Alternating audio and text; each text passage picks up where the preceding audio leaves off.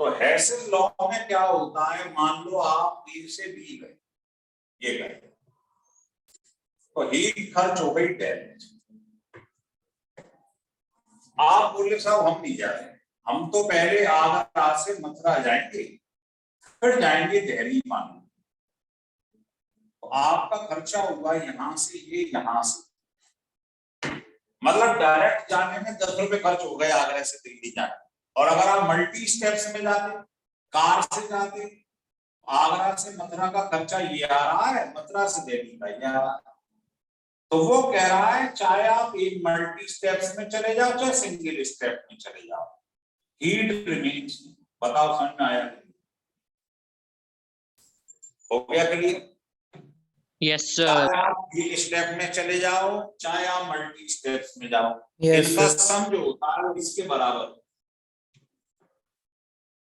हो रहा है। क्लियर? Yes sir. अच्छा, अब ये बताओ कौन से व्यक्ति हैं जो ऑफलाइन कल से आएंगे? हाथ हैंड रेज कर लीजिए। कोई है ऐसे? चलो कोई नहीं, बताओ तो 20 लोग बैठे हैं। अरे मैं यही तो समझा रहा हूँ, रिस्क मत लो, हफ्ते दिन के लिए, हफ्ते भर के लिए कर लो, मौसम सही हो जाता है ना, हम कोई पागल थोड़ी है। तो बेटा ये लिखा हुआ है तुम्हारे पास। अब इसमें आप इसका डेफिनेशन देखो, heat remain same whether the reaction is completed in one step or in multi steps। ये है हेसिस लॉ जो हर बार पेपर में लिखने को आता है। मतलब हीट सेम रहती है, चाहे रिएक्शन एक स्टेप में कंप्लीट हो जाए, चाहे मल्टी स्टेप्स में कंप्लीट हो रहा है। करिए। Yes sir. अब आप हेडिंग डाल दो एप्लीकेशन। कैसा होगा?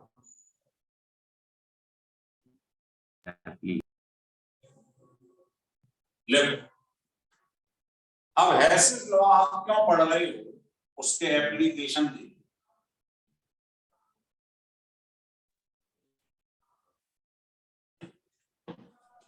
पहला है heat of formation.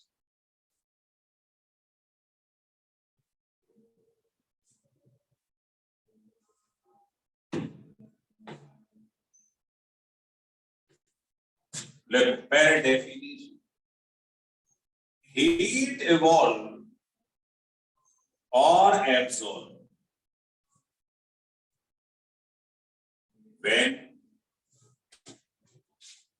1 mole of any compound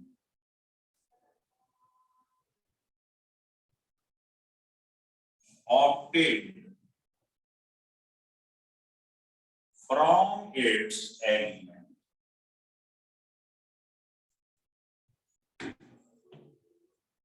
मतलब एक मोल कंपाउंड बना, जैसे किसी ने कहा हीट आप निकाल के दिखाइए हीट ऑफ फॉर्मेशन मीथेन, तो आप राइट हैंड साइड में 1 मोल मीथेन लिखें। अब बताओ ये किस किस एलिमेंट से बनी है? कार्बन और ऑक्सीजन। तो हाइड्रोजन को मॉलिक्यूलर फॉर्म में लिखना है, 4H मत लिख देना गलती से। जैसे कोई आपसे कहे ये इथेनॉल है, बताओ इसका हीट ऑफ फॉर्मेशन कैसे लिखेंगे? बताओ किस किस एलिमेंट से ये बना है? 2 कार्बन, 6 हाइड्रोजन, तो हाइड्रोजन को ऐसे लिखना, और 1 ऑक्सीजन, ऑक्सीजन को ऐसे लिखना है। मतलब गैसेस को मॉलिक्यूलर फॉर्म में लिखना है। भाई 2 से 2 कट गया, 1 हो रहा है। आ रहा समझ में? आप एक काम वो नेसेंट मिलेगा ही नहीं, आप बहुत ज्यादा रिएक्टिव है। अब मान लो ये बेंजोइक एसिड लिखा 1 मोल, बताओ कैसे बनेगा? कितने कार्बन है? 6C 7। plus 6H plus 2O. H कितने हैं? 6। boy. तो हीट ऑफ फॉर्मेशन कैसे लिखा जाता है ये सीख लो, अगर नहीं आता होगा तो एक भी न्यूमेरिकल नहीं। एक बात और बताता हूं, मान लो ये कार्बन डाइसल्फाइड एक मोल, अब चेक करो कार्बन डाइसल्फाइड एक मोल है, कैसे बना है बताना। कार्बन एस कितने हैं? 2।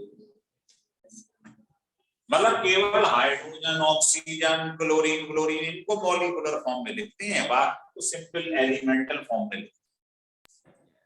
आ रहा है समझ में? तो ये आपको हीट ऑफ फॉर्मेशन लिखना सिखाई गई। जिसका भी हीट ऑफ फॉर्मेशन कहे उसे राइट हैंड साइड में लिख लो, फिर देख लो किस किस एलिमेंट से बना है। क्लियर? चलो लिख लो।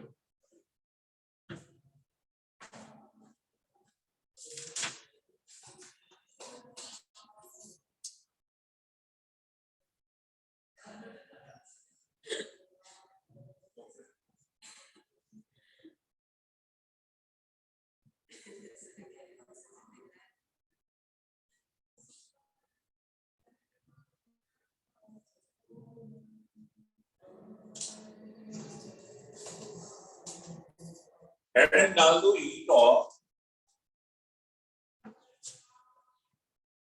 कंबस्टन।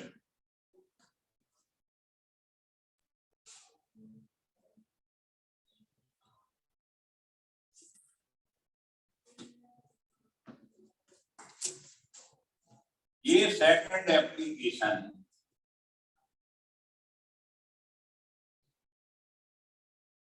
Heat of combustion. देखो कंबस्टन का मतलब होता है केमिस्ट्री में ऑक्सीडेशन, एयर पे रिएक्शन। वैसे क्या मतलब होता है कंबस्टन का? मतलब जलना। शुद्ध हिंदी में क्या कहते हैं? दहन, है ना, सुना होगा लंका दहन। तो बेटा हीट ऑफ कंबस्टन का डेफिनेशन लिख लो पहले। हीट इवॉल्व, ध्यान रख लेना ये हमेशा exothermic.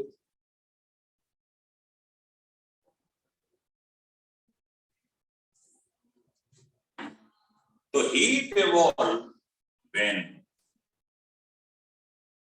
one mole element or compound is oxidized। एक मोल कंपाउंड या एलिमेंट अगर ऑक्सीडाइज हो जाए तो जो हीट निकलती है उसे क्या कहते हैं? देखो लिखना आना चाहिए तीन कलाकारी। जैसे पेपर में किसी ने कहा कार्बन है, हाइड्रोजन है, मीथेन है, कार्बन डाइसल्फाइड है या इथिलीन है, इनका जरा कंबस्टन करा के देखो। कंबस्टन जैसे ही बोले आप एयर का रिएक्शन करवाते हैं, एयर की रिएक्शन कराते, तो बेटा इनके ऑक्साइड्स बन जाएंगे।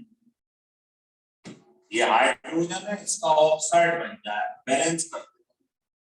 अब देखो इसमें एलिमेंट है कार्बन और हाइड्रोजन, तो दोनों का ऑक्साइड बन जाए। इसमें कार्बन एक है, एक CO2, लेकिन H4 है। Yes. लास्ट में O चेक कर लो, O कितने? 4। हो गया बैलेंस। अब बाकी दो को आप करके देखो। एक पे डालना और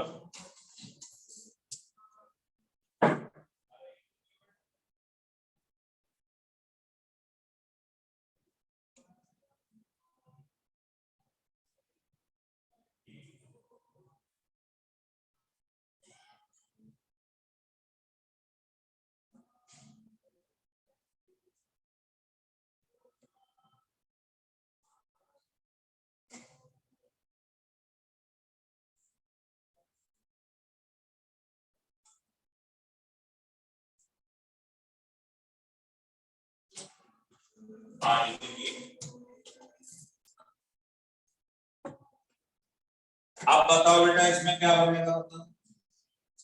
कार्बन और सल्फर है, CO2SO बनेगा इसके ऑक्साइड। अब दो सल्फर है, लास्ट में हो गए तो ध्यान रख लो किसी का भी कंबस्टन आ जाए उसका ईएन पे रिएक्शन करना। बताओ इसमें क्या बने? सी कितने हैं? दो। एच कितने हैं? चार। तो दो दूनी चार और अगर आप कंबस्टन नहीं लिख पाए और फॉर्मेशन इससे पहले सिखाया है नहीं लिख पाए तो फिर आप आगे आने वाले सवालों को नहीं करना। तो पहले इसको ढंग से पढ़ कर पाएंगे। हाँ हटा दे। yes एंड देखो question based on heat of formation and heat of combustion.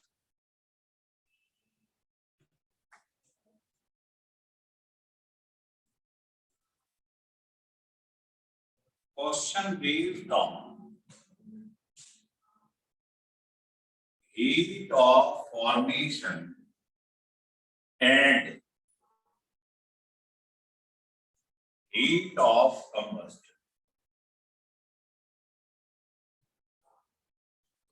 इन पर आधारित सवाल देखिए कैसे आते हैं। क्वेश्चन ये है कि if heat of formation of CO2, water and benzene are -20, -40 and -60 kilo calorie पर मोल, ये गिवन है। तो कह रहा है calculate the heat of combustion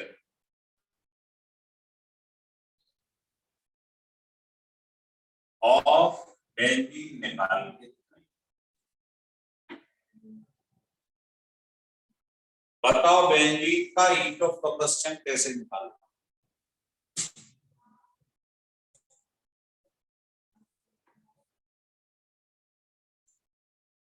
करो कोशिश।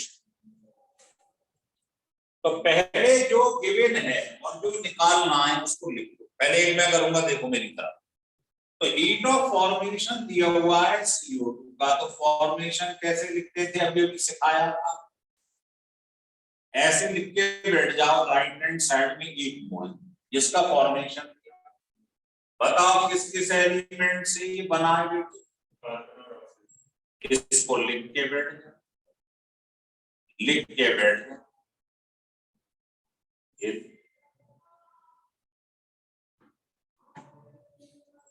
अब इनकी तीनों की वैल्यू दी हुई है -20, -40, -60 किलो कैलोरी पर मोल। ये तीनों की वैल्यू दी हुई लेकिन और जो चीज कैलकुलेट करनी है क्या करना है, बेंजीन का हीट ऑफ कंबस्टन। कंबस्टन बोले तो एयर का रिएक्शन, बस ये लिखना आना चाहिए आपको जो सिखाया है। मतलब ये आपको निकालना है,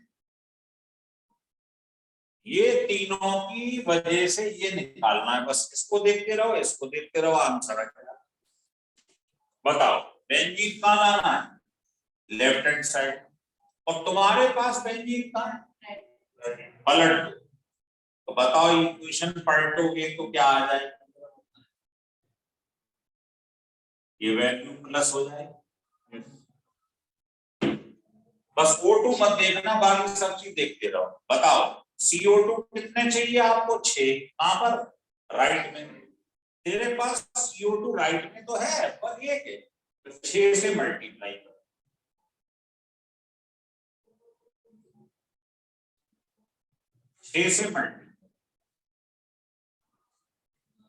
अब बताओ ये बताओ ये पानी है 3 राइट में, तेरे पास राइट में तो है पर एक है, लाने 3 से मल्टीप्लाई।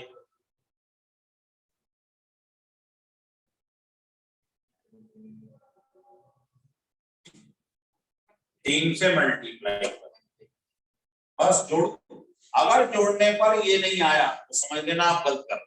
जोड़ के देखो, देखो ये कट गया, ये पिट गया। ये बता 6 में 1.5 जोड़ूंगा 7.5 आ जाए, मतलब 15 देखो benzene plus 15 into O2 gives CO2 plus H2 आ गया क्या? बस जोड़ दे रहे साइन। ये हो गया माइनस का 240 और प्लस का 16 माइनस 180 आपका आंसर होगा। तो सबसे पहले जो गिवन हो वो लिख लो, जो कैलकुलेट करना है उसे लिख लो, बस देखते रहो लेफ्ट में लाना है राइट में। हो गया क्लियर?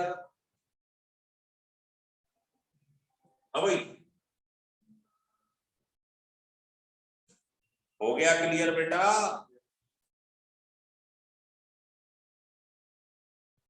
अरे क्लियर हो गया बोलते ही नहीं। अबे तो भाई बोला करो, मुंह में क्या दही जम के आ गया?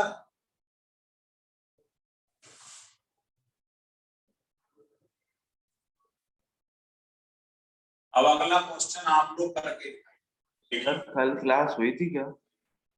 हैं? कल क्लास हुई थी क्या सर? क्या कह रहा? कल कल नहीं ली थी, कल तो जाम में फंस गए थे सुल्तान की कुड़िया। Okay sir. करूं स्टार्ट? देखो इफ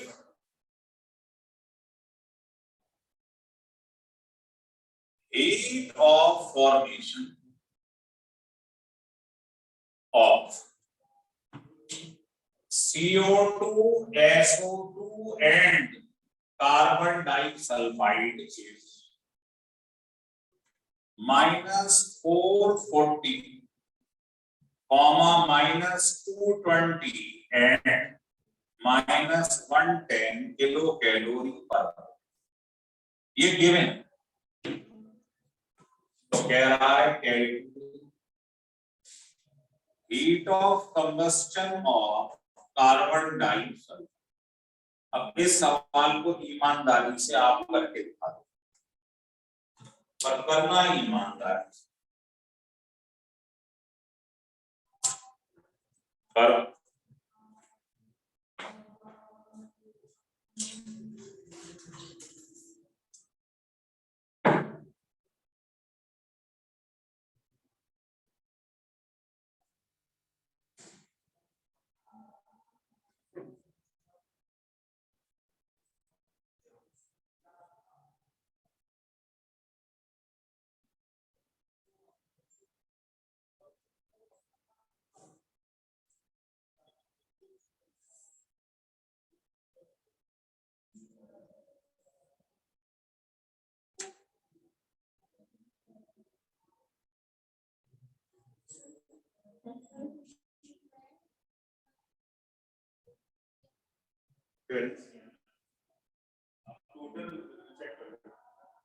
टोटल ऑन दोनों साइड 15 और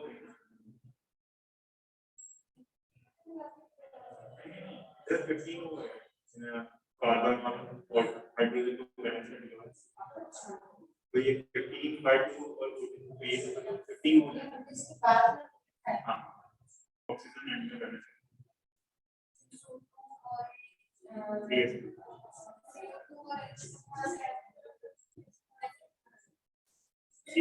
मतलब इस तरह C6 H6 की कंप्रेशन मतलब ऑक्सीजन एंटर तो CO2 और H2 बन जाएगा, फिर इधर से तो कर देते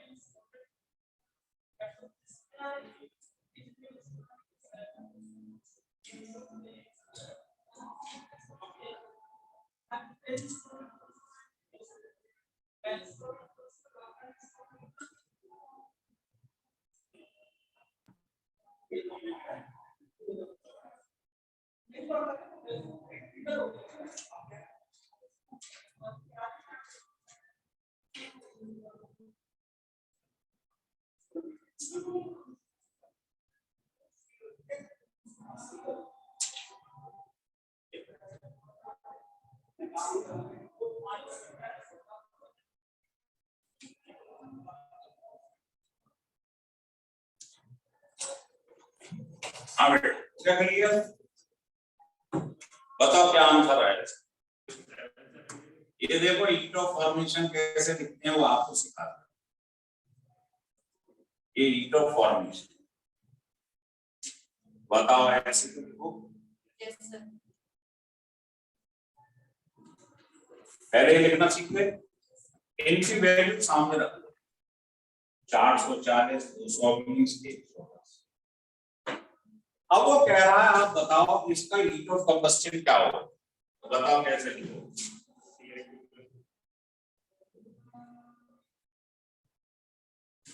तो हीट ऑफ कंबस्शन इसका लिखना है तो आप इसका एयर पे रिएक्शन का पता।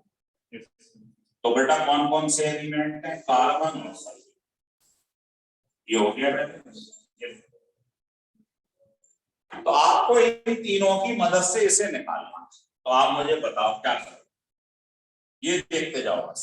बताओ ये कहाँ चाहिए, लेफ्ट में, O2 मत देखना बस, ये कहाँ चाहिए लेफ्ट में, पर है कहाँ, पलट प्लस का हो जाए, पलट देना तो मैं लिख रहा हूं। अब बताओ CO2 कहाँ चाहिए, राइट में, हैवी राइट में एज इट इज। अब राइट में चाहिए दो SO2, तुम्हारे पास राइट में तो है पर एक है, चाहिए दो का मल्टीपल जोड़ कितना, ये आपका आंसर हो गया क्लियर। चलो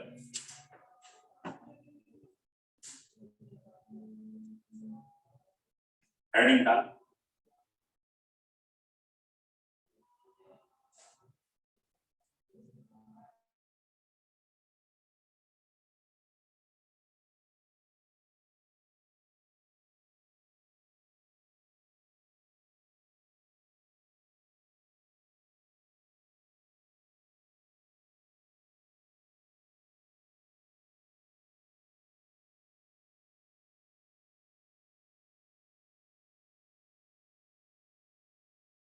देखो एक मोल कंपाउंड ऑक्सीडाइज हो जाए तो जो हीट निकलती है उसे क्या कहते हैं, हीट ऑफ कंबस्शन।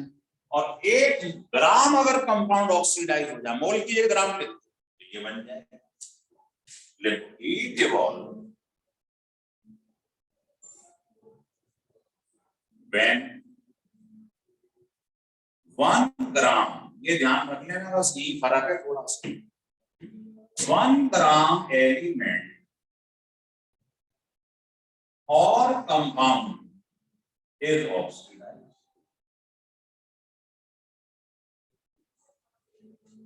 तो 1 ग्राम एलिमेंट अगर ऑक्सीडाइज हो गया तो क्या कहलाती है बेटे,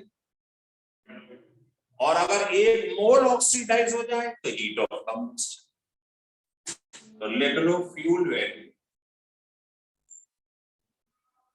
और हीट ऑफ कंबस्शन में ये relation,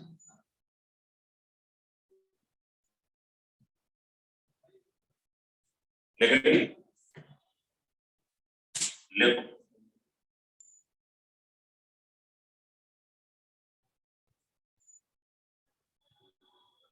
higher the calorific value, better is the quantity of heat।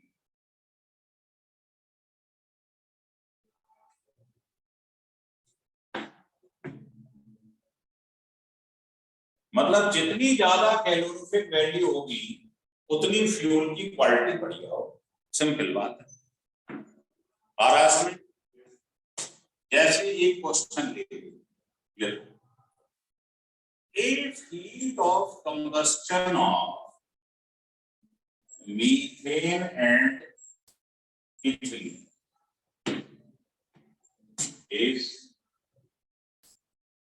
-220 and -240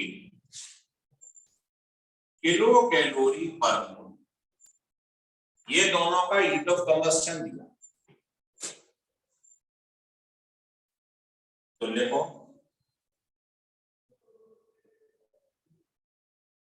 which of them is better fuel। आपको ये बताना है दोनों में से बढ़िया फ्यूल कौन सा।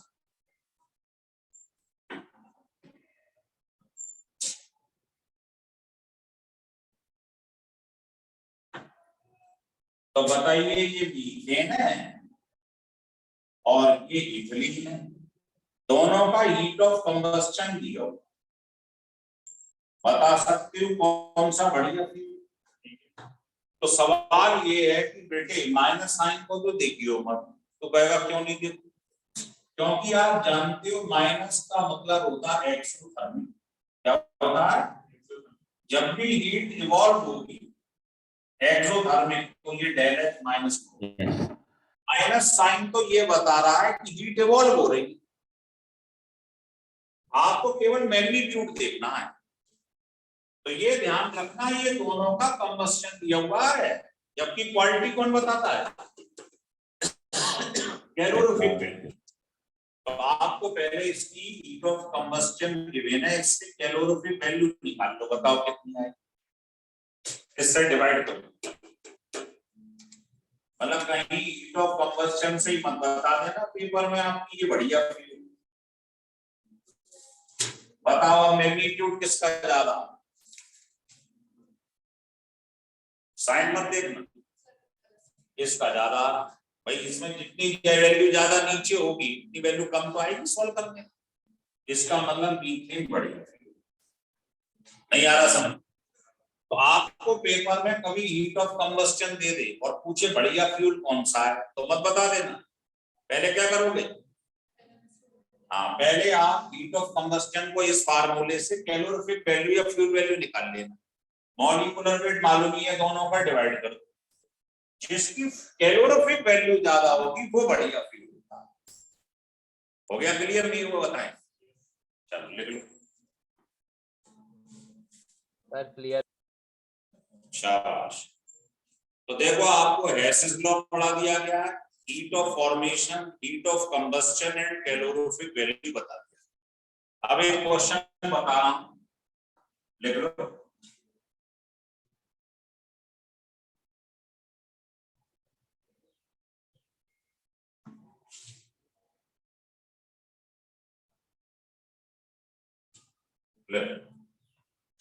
क्वेश्चन ये है कि द स्टैंडर्ड का सिंबल ये होता है not, standard heat of formation of methane, CO2 and H2। इसकी वैल्यू दी हुई है ये, इसकी ये किलो कैलोरी पर गिवन। तो कह रहा है कैलकुलेट, इस लैंग्वेज को समझना बेटे, calculate the amount of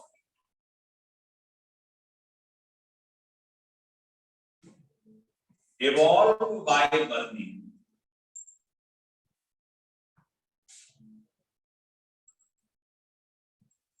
evolved by burning 1 meter cube of methane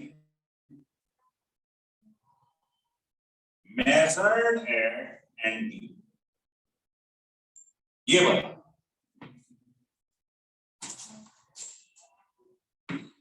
बताइए कैसे करें?